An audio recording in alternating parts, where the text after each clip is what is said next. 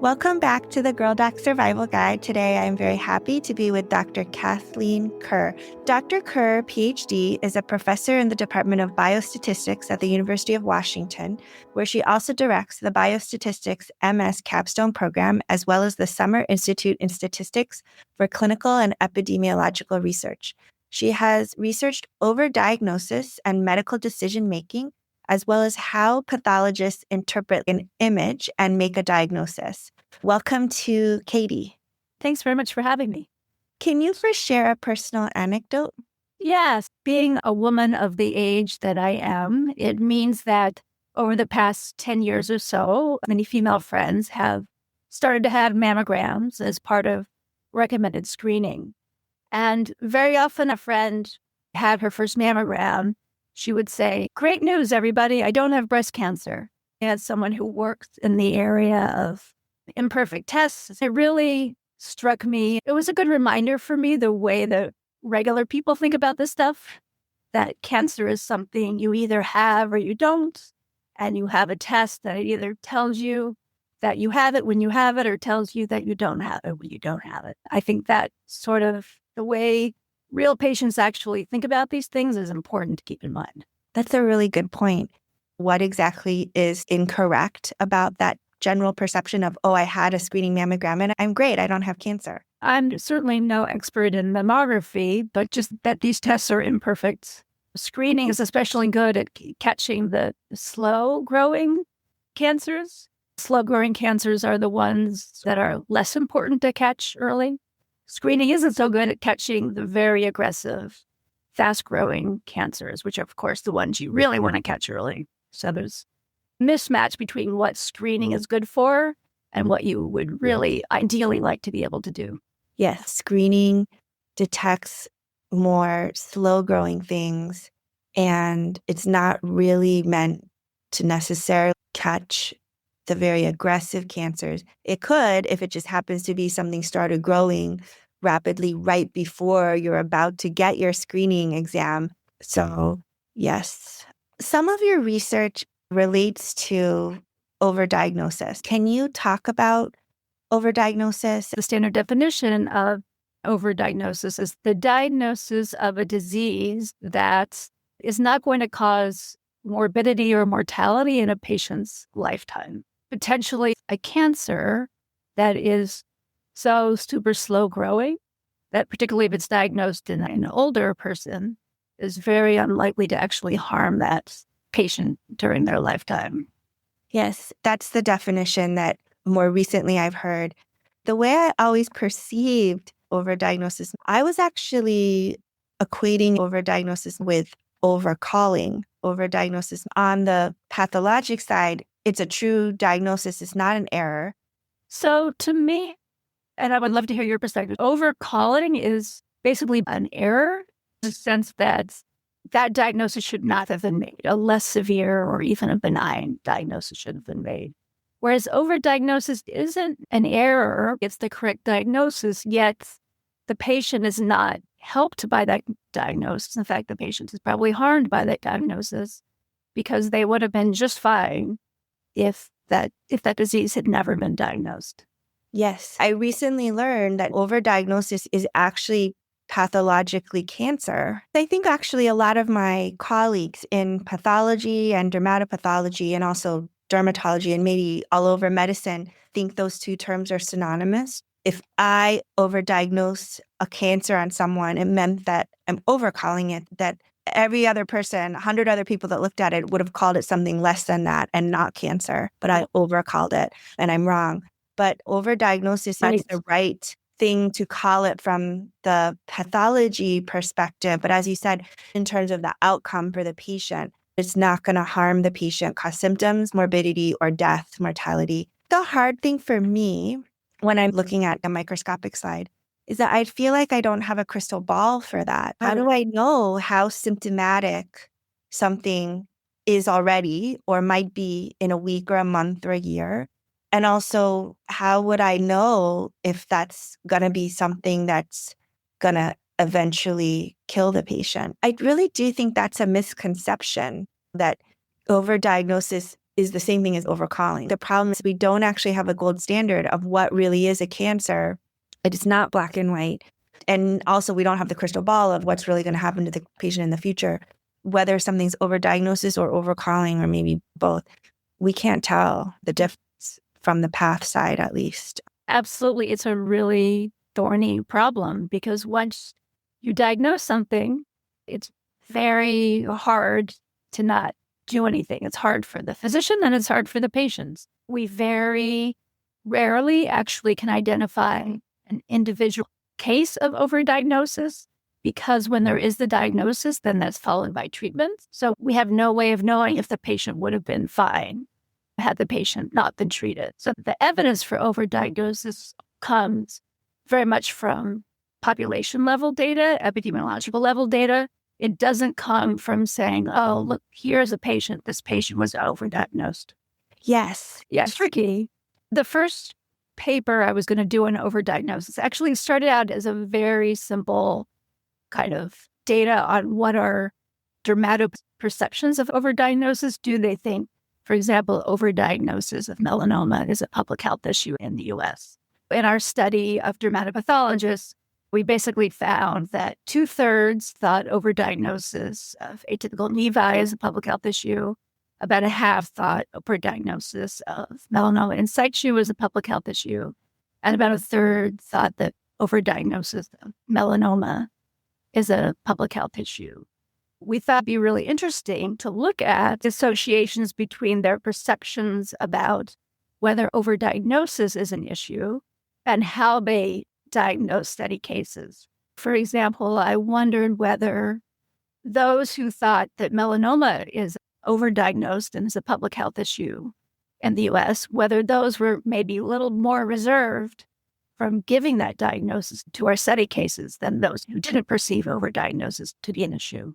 And actually, our results on that particular question were basically null, which I think is interesting in itself, though those who perceive melanoma overdiagnosis to be a public health issue were no less likely to give that diagnosis to a study case.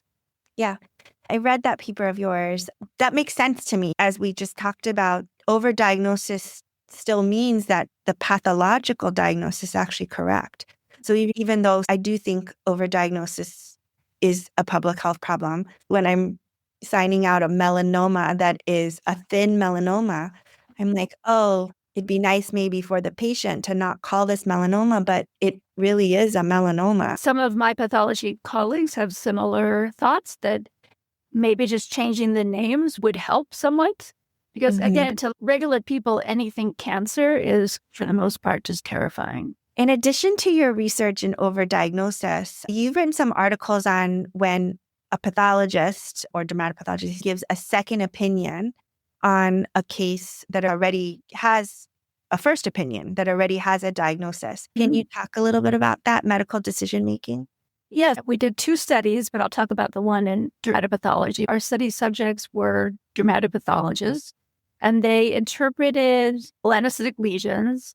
They had a set of lesions to interpret in phase 1 of the study, just interpreting them without any other information about how anyone else had diagnosed that lesion. And that was basically just sort of a kind of a baseline for that pathologist and that case. And then there was a washout period, so they should have forgotten that diagnosis in phase 1 because it was some time ago. And then they did another set of case interpretations. In that second phase, unbeknownst to them, they were interpreting the same case as they interpreted in phase 1.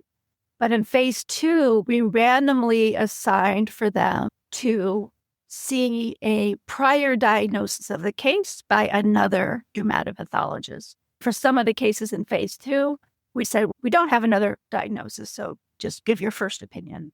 So some of the cases were basically mimicking giving a second opinion with knowledge of what the first opinion was, and other cases were mimicking giving a second opinion where you don't know what the first opinion was. And again, this was randomly assigned, so it was a fairly strong study design. When they did see a first opinion, when they did their phase 2 interpretations, it was always either less severe or more severe than their diagnosis in phase 1 of the study. So we saw a very clear signal that they were influenced in their diagnoses when they saw a diagnosis of another physician. For example, they were about 50% more likely to give a more severe diagnosis in phase 2 compared to their original diagnosis in phase 1 if they had seen a first opinion that was more severe than their diagnosis in phase 1. And then we also saw they were influenced towards less severe diagnoses. So they were 38% more likely to give a less severe diagnosis in phase 2 when they saw a less severe prior diagnosis compared to not seeing any first opinion diagnosis. At the very beginning of the study, we had asked them some questions. One of the questions we asked them was, when you give a second opinion, are you influenced by what the first opinion of a case was? And we had a subset who said, I'm not at all influenced by the first opinion when I give a second opinion. But we saw basically very similar effects even in that subset of dermatopathologists. I'm definitely influenced by a prior opinion on a case. What I try to do is I always look at a case that has a prior opinion without looking at that prior opinion before I look at the case and decide what I think about it. But then I look at how it's been signed out, and I do take that into account, actively take that into account. That's what my pathology colleagues recommend. On one hand, when you want a second opinion, you want independent assessments. But on the other hand, you want to learn from your colleagues. So I think they describe maybe the ideal situation is when you're giving a second opinion, is just what you described. First, do it independently, and then look at the prior diagnosis and adjust as you feel is warranted. You might have an opinion on this or not, but the hard thing is that pathology diagnosis is actually pretty subjective. And I think that's something that definitely non-healthcare individuals don't really know. Cancer is just black and white to them, like it is or it isn't. But cancer is definitely not black and white from the pathology standpoint. So aside from overdiagnosis, where the pathologist is actually right, there's actually a fair number of cases where who is really right? I wanted to talk to you about it because you wrote a paper about how pathologists come to a diagnosis from an image, and you were looking at sources of error for that process of looking at an image like a microscopic slide and then coming to the diagnosis. Can you comment on that research? I'm happy to describe it a little bit. That research was a big collaboration of which I was only one small part. It was a collaboration of cognitive psychologists and pathologists and so on. A study in breast tissue, breast pathology. In this study, we were collecting eye tracking data on the pathologists as they interpreted cases. And the conceptual model that the cognitive psychologists were using was to think about 4 phases of interpretation. So the first stage or the first opportunity for error was, does the pathologist detect the critical region of a case? And we were able to look at, do the pathologist's eyes fixate on the critical region? Was it their focus at any point during the review? The second stage being then, do they recognize the relevance of the critical region? We were using digital images and we were asking them to mark, where's the critical region of the case that we had pre-identified with our expert pathologists? That's another opportunity for error. Did their critical region overlap with the critical region identified by the expert pathologist, which they couldn't see, of course.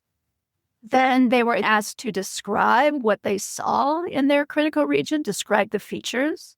So we had the pathologists in our study reviewing their descriptions and comparing it against what they had marked on the image. Are they at some basic level describing correctly what's in there? And then the fourth stage being the final diagnostic decision. And so this study was in breast, and we had both trainees, so residents, as well as experienced pathologists in the study. And we pretty much found there were high rates of success for the first 2 stages. They were detecting the critical region. They weren't missing something in the image. They usually recognized its relevance. They identified the same critical region as the experts had identified. It was that third stage of correctly describing the features in the region where we saw more errors. That was, in fact, the only aspect that was significantly associated with diagnostic accuracy. If they had inaccurate feature descriptions, that was followed by an accurate diagnosis only 13% of the time. Whereas if they gave accurate feature description, then they gave an accurate diagnosis 61% of the time. There's no super simple story there, but if you do want to simplify it, in breast pathology, it's not an issue of finding the right place or recognizing what the critical region is, but it's more about interpretation of what's in that region. That's interesting because everyone saw it, but you come to a different conclusion on it, linked to words, like the actual cognitive description of what you think that you were seeing there. Okay, great. Do you have any final thoughts? Just something I think about. I feel like pathological diagnostic criteria were developed in a context where things were most often biopsied if they were possibly already clinically manifesting in symptoms or had gotten very bad. And over the decades, the threshold for biopsy has lowered. Yet, I think pathologists are still applying the same diagnostic criteria. And any diagnostic test that is imperfect, has imperfect sensitivity or imperfect specificity, there's no universal way to say its performance is good enough without the context, because a test with a certain sensitivity and specificity might be perform well in one context, maybe a high prevalence setting, but not be useful in a different context, like a low prevalence setting. So I can make a rough analogy. My sense of what's happened in pathology and overdiagnosis is a lower threshold to biopsy has developed over the decades, but the pathological criteria have stayed the same. And maybe they made 100% sense back in the day, but maybe not now. And maybe it's a matter of adjusting the language a little bit so we don't scare patients unnecessarily. Great. Yes, that makes sense. A way to combat overdiagnosis is perhaps not doing biopsies, just watching instead, especially the skin. We can take a photograph and watch it and wait to do a biopsy. Something to ponder. Thank you so much for your time. Thanks for having me.